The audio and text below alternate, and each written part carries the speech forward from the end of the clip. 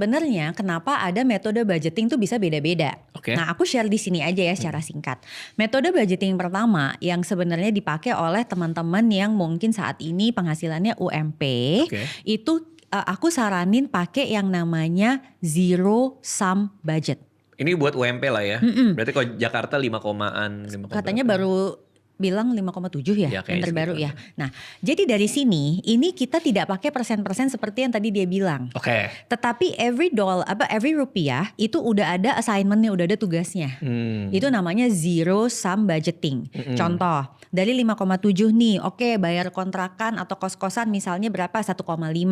Berarti kan sisanya masih ada 4, berapa? 2 ya? Iya, segitu. 4,2. Oke, dari 4,2 aku pakai makan misalnya 500.000 per minggu. Berarti sebulannya 2 juta. Sisanya berarti 2,2.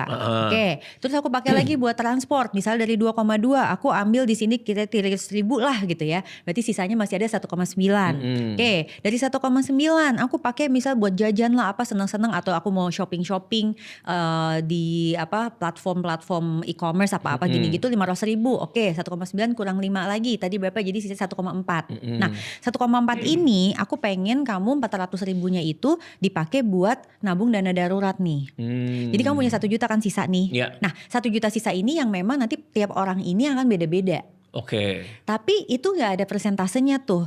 Cuman kalau kita pakai mental accounting itu udah lengkap. Livingnya dapat, playingnya dapat, savingnya juga dapat. Oke. Itu yang teknik pertama, Oke. namanya zero sum budgeting. Oke. Jadi kalau teman kita ini ngerasa overwhelming banget dengan persentase-persentase yang banyak, bisa pakai yang pertama. Oke. Yang kedua itu adalah budgeting yang very simple, tetapi ini yang harusnya menjadi acuan, yaitu 50-30-20. Oke, itu sering kita dengar tuh 50-30. Benar, bedanya kalau di luar negeri 30-nya itu adalah wants-nya.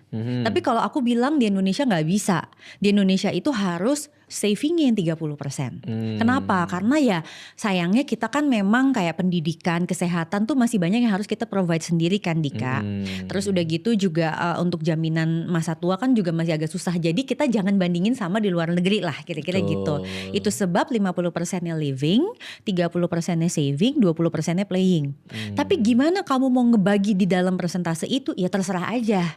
Jadi nggak bisa tuh bilang kayak 30% saving, dana daruratnya segini, dana buat ini segini, nggak usah. Ya pokoknya tergantung prioritas dia. Ya. Nah kalau itu dia udah berhasil, dia bisa naik kelas nih.